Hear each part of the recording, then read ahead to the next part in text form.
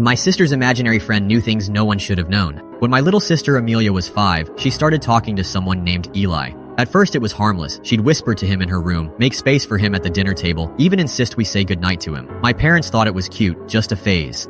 But Eli started getting specific. One night, I overheard her telling him, "I know you didn't mean to make the car crash." That made my skin crawl. My dad had been in a bad wreck a few months earlier. Amelia wasn't there when it happened. We never talked about the details around her, and no one ever said it was his fault, but she kept saying things to Eli like she knew. Then it got weirder.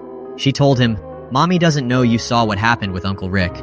I asked her what that meant. She just blinked and said, "Eli saw everything in the shed." I felt sick. A few weeks earlier, our Uncle Rick had been caught stealing money from my dad's safe, but only my parents knew. It had never been discussed in front of Amelia.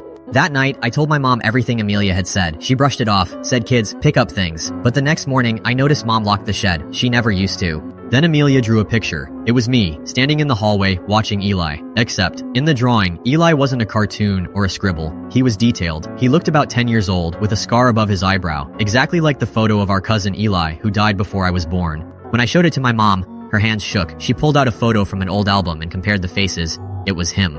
She sat Amelia down and gently asked, "Where did you learn his name?" Amelia said, "He told me not to say anything, but he gets lonely when no one talks to him." We moved 2 months later. My parents never explained why. Amelia stopped talking to Eli, but sometimes, when it's really quiet, I catch her glancing behind me and smiling.